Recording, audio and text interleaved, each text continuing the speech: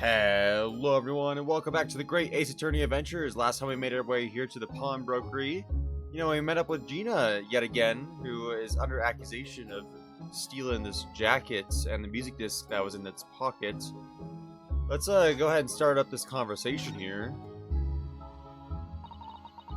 Mrs. Strad, is what the gentleman is saying.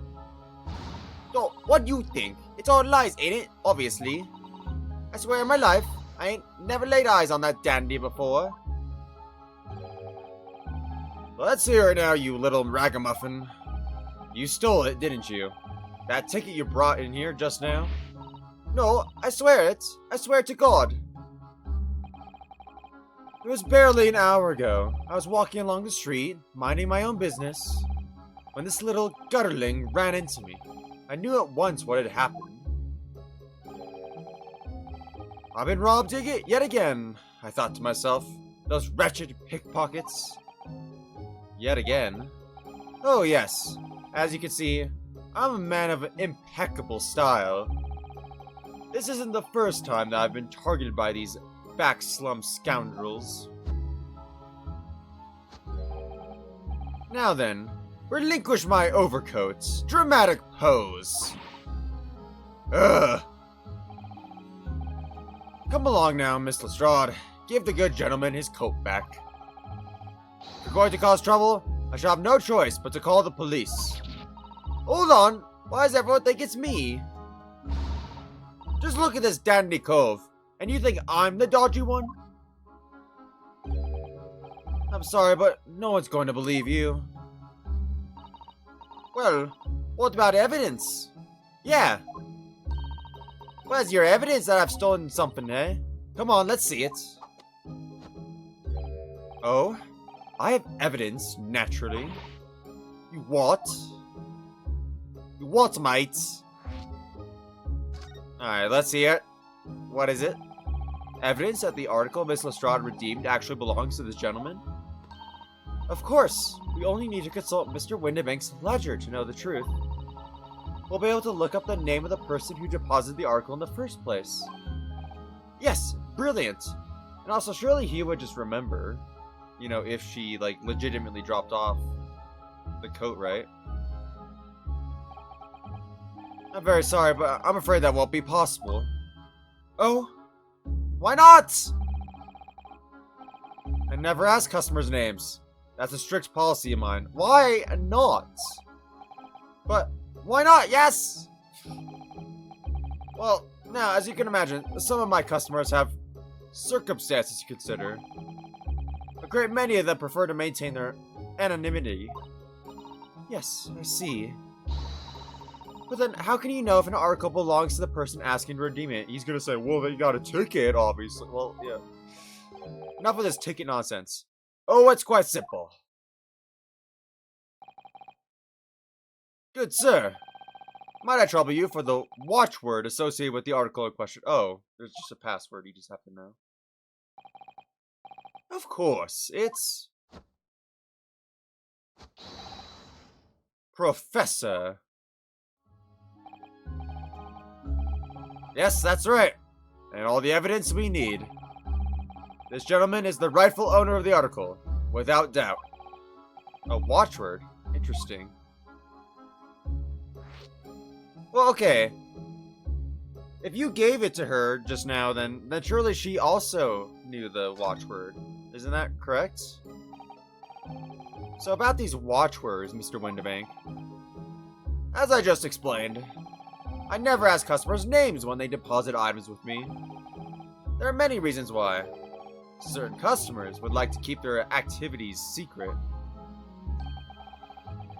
That wasn't exactly a subtle glance at Mr. Sholmes now, was it? Well, I don't understand. What is the ledger, in the public eye? Surely you would be the only one reading it, right? That doesn't make any sense to me.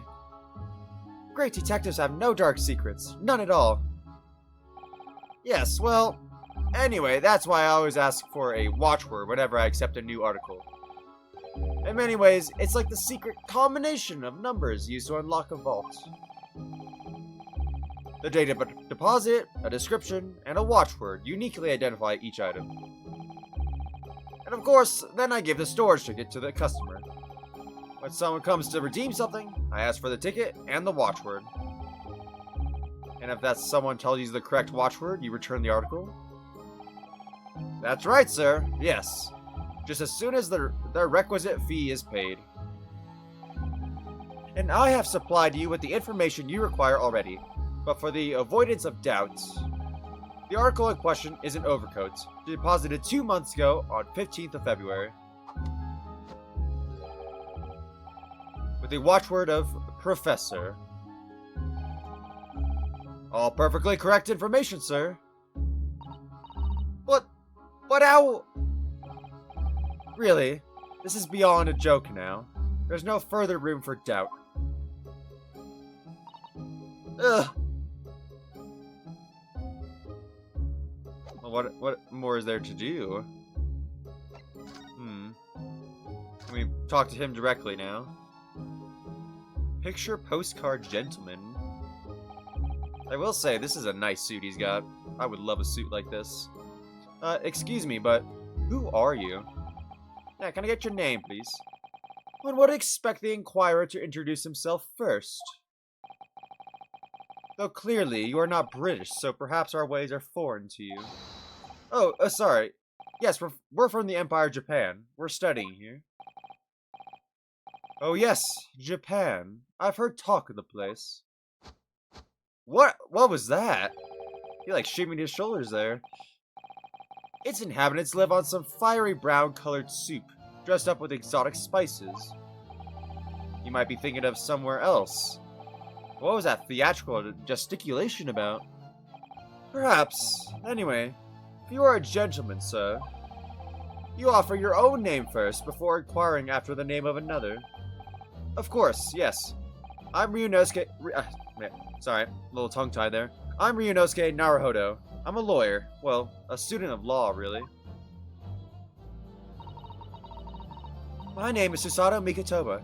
I'm Mr. Naruhodo's assistant.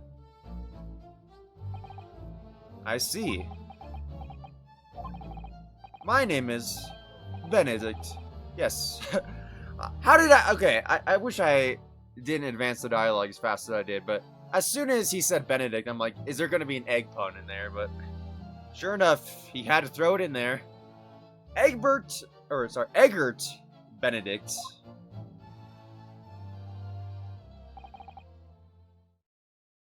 Enchanté. He's so refined in how he holds himself and how he speaks, but that name is suspicious. Yeah, I know it's probably a fake name. Now, to the matter at hand.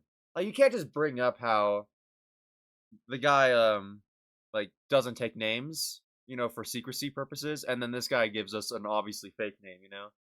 Like, that has to come into play, obviously. Otherwise, like, the story probably would have been written in a way where he just asked for people's names, you know? That's what I'm guessing, anyway. Oh my gosh, dude, this guy's so extravagant. My overcoat! Return it at once. Just someone with the style to carry it off. Every move he makes, every breath he takes. I can't stand watching him.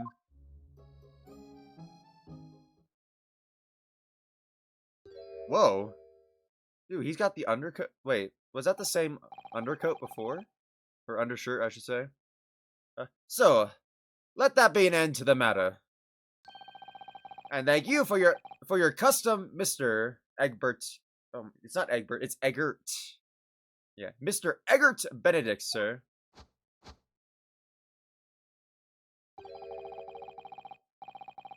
With such reasonable rates of interest, I may even decide to come back. Just, this is why I hate grown-ups. Just because I'm a diver, everyone thinks that makes me a liar. I really can't do her voice consistently. I feel like I'm switching accents quite a bit. And the contents of the coat pockets, if you please, broker. But of course, sir. Here's the disc for you. Just this one? Pardon, sir? I was expecting another, that is, I deposited another disc. Oh yeah, I feel like he slipped up there. Oh, oh dear. I regret to inform you, sir, that was what was deposited with me, was merely the overcoat. The disc happened to be in one of the pockets, but I was completely unaware of it until now. So, Gutterling, you're hiding more of what's rightfully mine, are you? Says who, eh? I don't know nothing about it. Very well. Then I shall bid you farewell. Say goodbye to style. Oh, wait a minute. That disc is mine. Oh, she's attacking him. What do you think you're doing, you little tramp?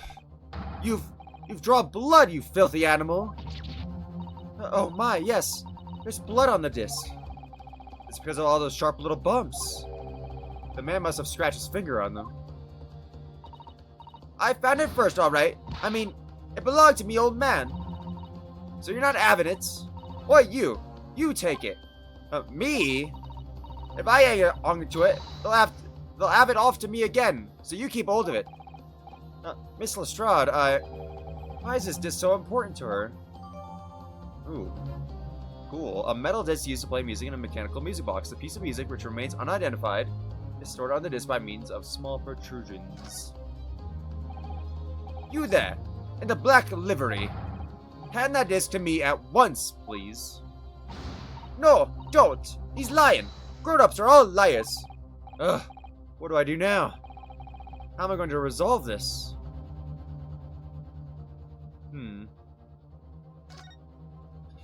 Alright, I feel like we need to get more information out of her.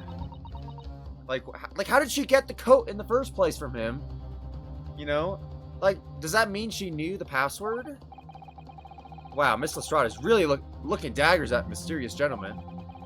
We need to do something to calm things down before she loses control and attacks him again. Okay, clearly that wasn't it. Let's investigate him again. Look at those piercing eyes! He's clearly in no mood to talk. We have to do something quickly before this mysterious gentleman leaves to fetch the police or something. Dude, like, why do we care at this point? Like, I feel like we're not really friends with her.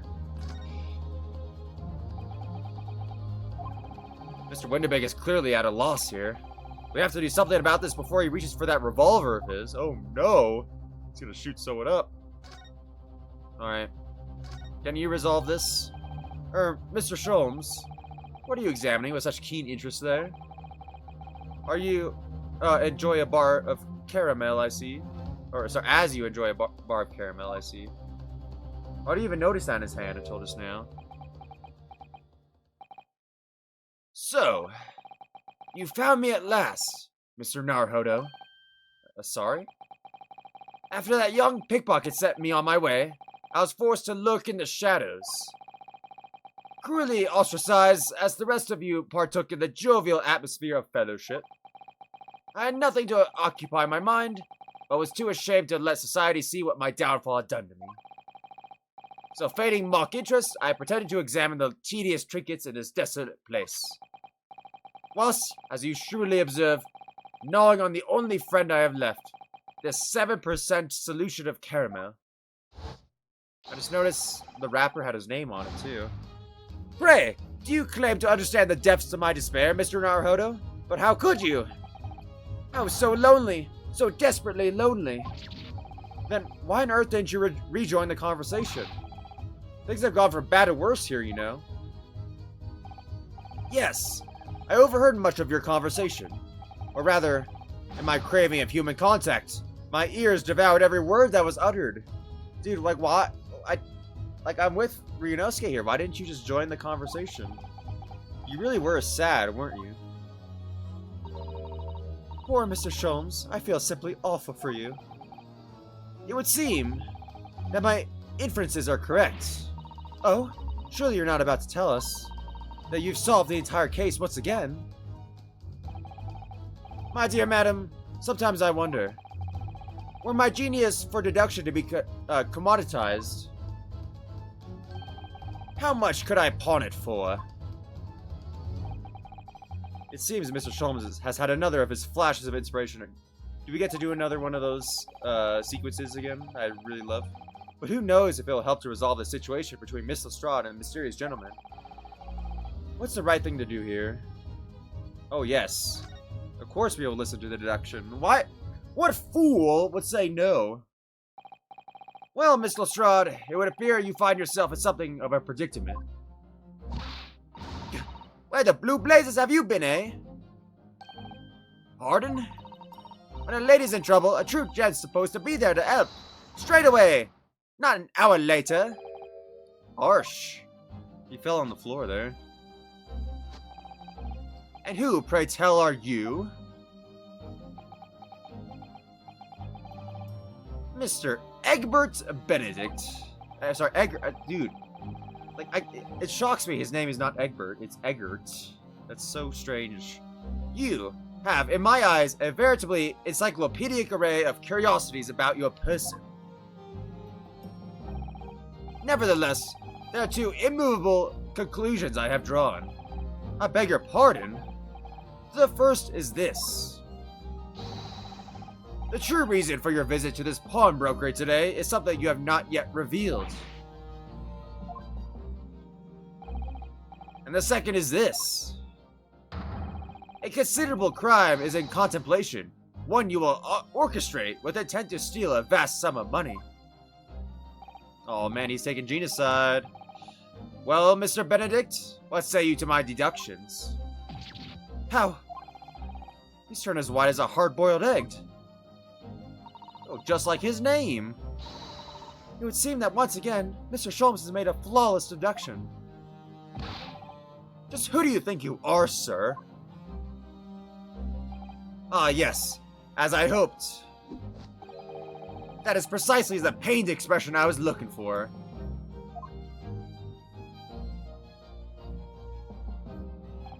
So, shall we begin? Yes! Let's do it! The time has come for yet another Herlock Sholmes Logic and Reasoning Spectacular. Let's do it. I love this so much. It's like my favorite part of the game. Well, actually, I don't know. I feel like the whole thing with the jury is pretty cool. First of all, we must ask ourselves on what business you ventured to this pawnbrokery today. You claim to have followed this pickpocket here, having the redemption ticket stolen from you on the streets. But that is most certainly a lie. The real truth is something quite different. Dude, what are you holding up right now? What is that? As revealed by that which you hold in your hand. Yes, what brought you to this shop in the first place is a staff recruitment flyer. The piece of paper in your hand is a staff wanted advertisement from this very shop. Yet even the most unobservant would soon realize that a man of your appearance has no need of such employ. In other words, there's some ulterior motive for your actions. The cane, which you unwittingly clutched to your person, exhibits an incontrovertible contradiction. What utter rot! I've had this cane for years. The contradiction of which I speak of is, of course, the missing ferrule. I don't know what that word means. The end of any walking cane will be terminated with a metal ferrule to protect the wooden tip. Oh, so that's the part that touches the ground. Okay. And yet, detailed analysis shows the wooden tip of the stick to be utterly bare. Therefore, there is only one conclusion. The rod that you hold in your hand, which appears to be a walking cane, is in fact no cane at all. Dude, is he gonna have a sword? You recoil, sir. Is something wrong? And in your recoiling, you inadvertently facilitate the answer of the next conundrum to present itself. Namely, what is the truth behind this rod you bear? Yes, your reaction betrays the truth. The handle, which you evidently would like to conceal, is the key to understanding this riddle, you see. From the moment I saw it, my suspicions were aroused. What walkie cane demands such a stout handle? Mused I. But of course, as I said, this is no walking cane. No, that rod. Oh, it's the end of a shovel. Is the broken handle of a shovel. What? Are you insane? Yeah, but the end of it looks so fancy. Yes, it's so fancy. And now, having determined this undeniable truth, the conclusion is clear. Your true motive for coming here was to take employment at this establishment in order to excavate the ground beneath the premises. What a calculated crime you have conceived, sir. A wickedly calculated crime. Dude, that's okay. I don't know much about, like, actual Sherlock Holmes stories. But I know there is one where a guy, started working at this other guy's shop. And, like, he actually started, like, digging to the nearby bank. And he, like, led the owner out of the store, like, every day by, like, pretending that there was some huge, like, business opportunity for him. Because according to him, like, right, there was some other person, like, on the other side of the street that was, like, paying huge amounts of money just because he was, like, a redhead for some reason. But yeah, it was a whole, like, all a ploy, right, to get him out of the shop so he could dig his tunnel to the bank. It's quite an interesting tale, I remember. It's, like, one of the only ones I've read. Alright, but here we go.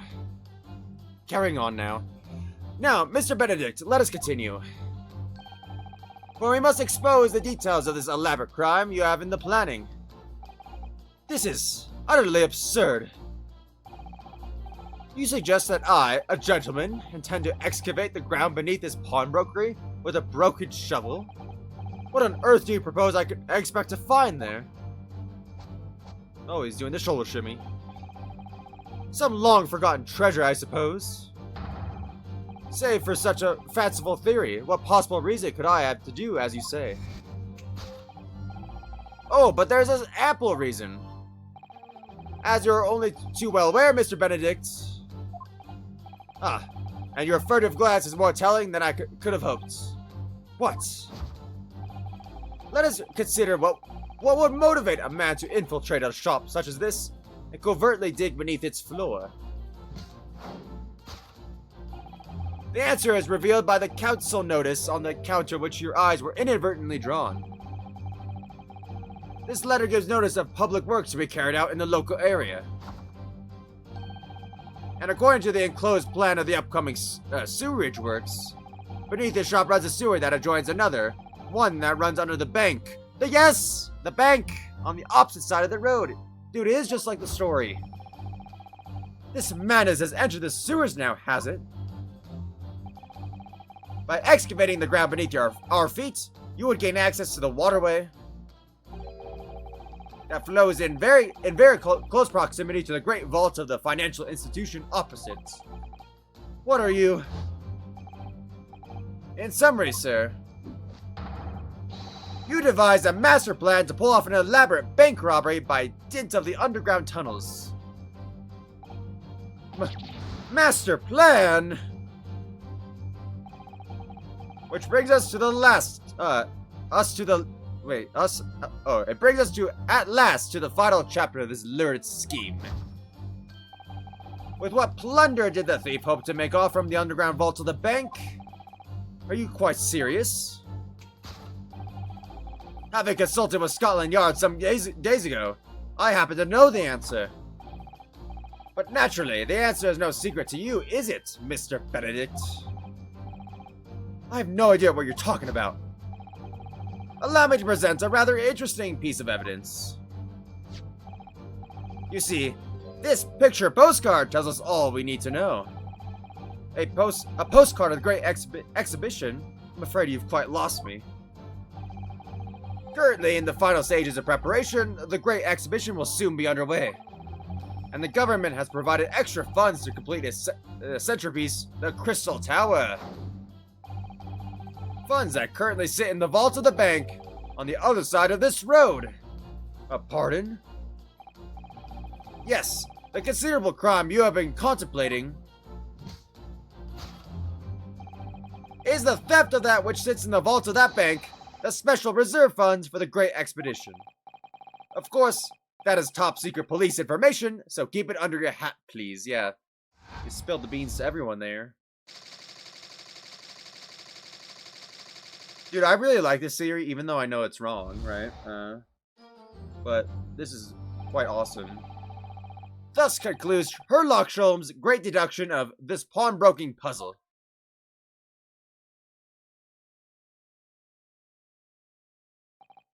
Mr. Sholmes. Well, Mr. Naruhodo? An impressively upbeat deduction for a detective racked with loneliness. Would you not agree? Was it true what you said about the bank over the road and what it has in its vaults? Indeed! Though few know of its existence, it is one of the government's most closely guarded secrets. Gregson told me, in the strictest confidence. Yeah, you just told all of us. But you just announced it to everyone here. Rather loudly, in fact. Ah. And if it's such a big secret, how would Mr. Benedict have come to find out about it? There can be but one explanation for that. Clearly, it is because the man is a criminal. What? Well, what if he didn't know anything about the money in the vaults? If he is a criminal, as you said, then buying a brand new shovel is sure to be the first thing he does now that you reveal the secret. Oh. Or if he doesn't, maybe Mr. Windibank will. He already has plenty of shovels here, after all. Oh my life, I assure you I'm not so unscrupulous. Well, hopefully this has taught you a valuable lesson. Sensitive information must be handled with the utmost of care. One can never be sure that someone privy to secrets won't disclose them. And once the word is out, it's out. Perhaps I'll think twice before confiding in you next time, Mr. Sholmes. An excellent idea, Mr. Naruhodo. An excellent idea. Ah, ha, ha, ha. Well then, Mr. Naruhodo, do you know what to do? You know what to do, I'm sure. Yes, let's listen to that great deduction again and see if we can massage it into shape. Very well then. Let us start once more from the beginning. Once more with feeling. Of Sherlock Holmes' magnificent logic and reasoning spectacular.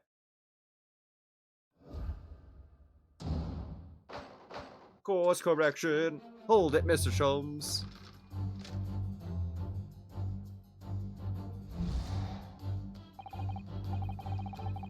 Alright guys, so I know this episode is going to be a little short, but before we jump right into this deduction here, I want to end the episode, just so the episode doesn't go on for, too long, So yeah, I hope you guys enjoyed. Again, sorry that it's short, but yeah, we'll pick this up next time. So I hope you guys have a good day, and I'll talk to y'all later. Have a good day, guys. Bye!